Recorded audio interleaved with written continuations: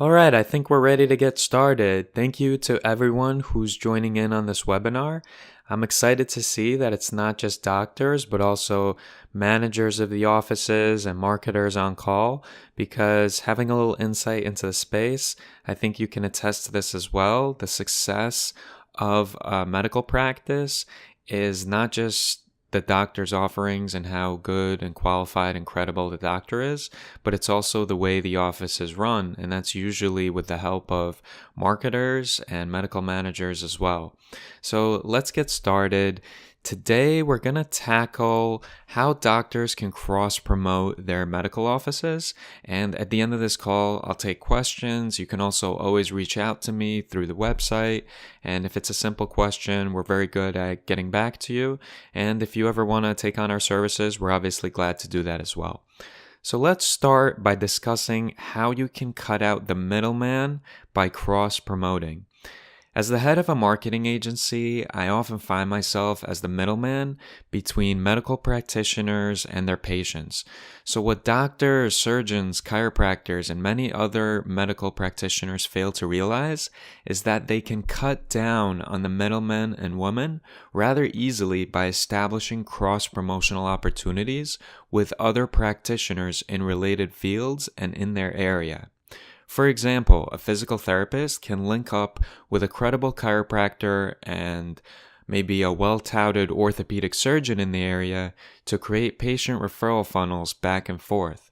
Similarly, an internal medicine doctor can do the same by linking up with a rheumatologist and an adult medical daycare center, and so on and so forth. Simply put, a medical professional should think of other related practitioners targeting a similar customer base but not directly competing with each other, and reach out to them for cross-promotional opportunities. So if you're a chiropractor, you're obviously not going to cross-promote with your rival chiropractor across the street. So let's start discussing some of the effective cross-promotional strategies that work today. And we've tried these out and we've seen our clients get really good results with this. So the first one is to create patient referral funnels. You can leverage your existing patient or customer base by referring them to a medical practitioner in a related field in exchange for potential patient referrals back to you. So the only risk here is that you refer a few patients to related specialists and they don't refer them back to you. This is obviously not ideal, and in this case, you would simply find another practitioner in the same field until you were happy with the relationship and felt that it was a well-balanced one. So you want to be getting pretty much as much, if not more, patients than you're referring to them. Once you do find a healthy back and forth referral relationship, the patient funnels you establish will be very cost effective. Imagine the amount of effort you'd have to put forth to find a patient if he wasn't referred to you. We're talking Google ads, flyers, billboards, and other forms of advertising that can cost a fortune and diminish your margins. Now, I agree, as I'm talking about this, it's a bit insensitive to start breaking down patient care into mathematical cost-benefit analysis, but if you're running your own practice or helping a medical practitioner run theirs, it has to be done for business longevity reasons. You're essentially business owners and entrepreneurs, and margins are very important. And if you want to keep helping patients, you have to stay afloat by making good profits. So please ensure that the medical practices you are cross-promoting with are skilled, competent, and have satisfied patients. This is important because if you're referring to someone who's not ideal and your patients are not going to be happy with it, it'll diminish your credibility as well. Engaging in cross-promotion with a practitioner who has a bad reputation can hurt the integrity of your own medical practice. So I also want to mention at this point, and this is really important, is that as a medical professional, it's illegal to receive financial compensation or what they call kickbacks from other physicians for referring patients. This is all described ad nauseum in anti-kickback and Stark compliance laws, which, especially if you're a manager or a medical practitioner, you should be familiar with. Stark is spelled S-T-A-R-K. So anti-kickback and Stark compliance laws. You should definitely read up on those. So another effective strategy is to cross-promote each other online. Whether you're trying or not trying, pretty much everyone has an online presence these days. Even if you've done nothing, places like Google My Business and Yelp, they get this information from the state. A lot of medical practitioners, most actually, have a health grades account set up that they're not even familiar with. So if you are taking your online presence seriously, and especially if you already have brand recognition and an online following in your local community, then what you can do is find related, non-competing healthcare providers and cross-promote each other's offerings online. The chances are that many people who follow the social media accounts of your cross-promotional partners are local patients. Therefore, your ads will be more credible to viewers because potential patients will be noticing them on pages they already follow and from a doctor or facility that they already trust. You can also offer discounts or gift certificates when appropriate. I've seen this work very well with some of my clients. You can even consider shouting out your new cross-promotional partner when sending out mass emails, especially if you have accrued a large mailing list over the years. Just try not to come off as too spammy because that can be annoying and off-putting to your current patients. Another way to effectively cross-promote is strategic partnerships. So aside from advertising each other's services online, both parties can greatly benefit from working together in certain situations. So an example would be a physical therapy office with extra office space, which can be used to staff a chiropractor on, let's say, Tuesdays and Thursdays, so that his or her patients can receive those services while getting their therapy.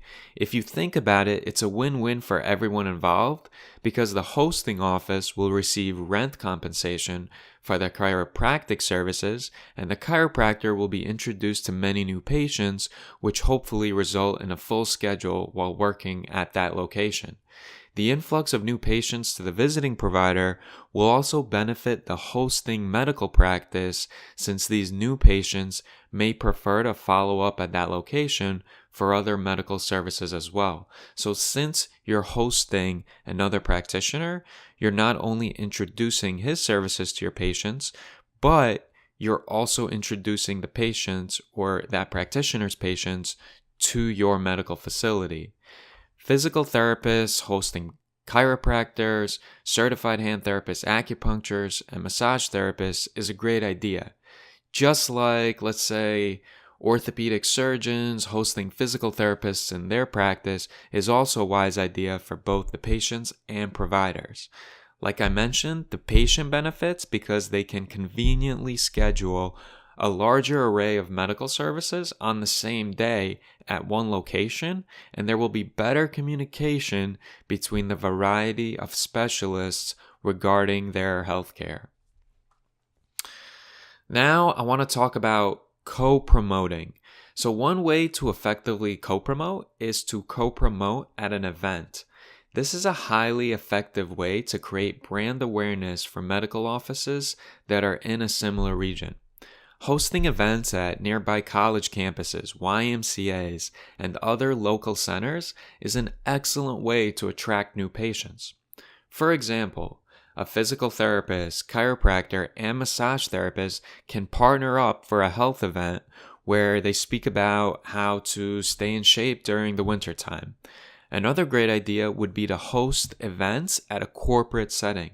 Corporations are happy to host these medical practitioners who give advice to their employees on how to stay healthy while simultaneously promoting their medical offerings. The reason companies love it and they respond favorably to these co-promoting events is because their workers become more informed on how to stay healthy, and thereby their medical costs decrease and worker productivity increases. The more healthy you are, the less reason for you to go to a doctor and spend a bunch of money, and you probably have more energy and are more healthy so you can work more, so the productivity increases. The medical professionals benefit because the workers at local corporations are typically insured, especially with the laws we have today about full-time employees. And these full-time employees usually have a budget and enough money to take advantage of medical services. So one thing I want to mention at this point is how to check if the medical practitioner you are partnering with has a good reputation. You obviously don't want to partner with someone who has a bad reputation. So one of the ways to check is to type the name of the medical professional into some of the crowdsourced review forums that are widely available to everyone. And you want to carefully read through the reviews. So the top 3 that I always recommend as far as doctors go, the Google My Business, definitely very helpful. Although Google My Business doesn't really filter out reviews that were left for the first time or, maybe too many times in a row. So they're not always very accurate, but you can definitely spot negative reviews there. If the doctor's terrible, regardless how many patients he's asking to leave good reviews, you're always going to see the disaster stories on there. The second one is Health Grades. Now, Health Grades has been slipping lately as far as how active they are and their SEO efforts, so they might not be as visible. But again, you can definitely catch some disaster stories on Health Grades. And finally, Yelp. People think of Yelp as like just this platform for restaurants, but it's actually not. Most doctors and medical practitioners also have Yelp profiles, and the Yelp community is still quite active. Now, I also want to mention that on some places like Google My Business, Yelp, you want to see at least, I like to say a 3.5. So you want the doctor to be at least above a 3.5, but ideally between 4 and 5 stars on these platforms. If you see terrible reviews, please do not associate yourself with them. That would not be good for anyone. So the last thing I want to mention is what's the best language to use when you approach potential cross-promotional partners.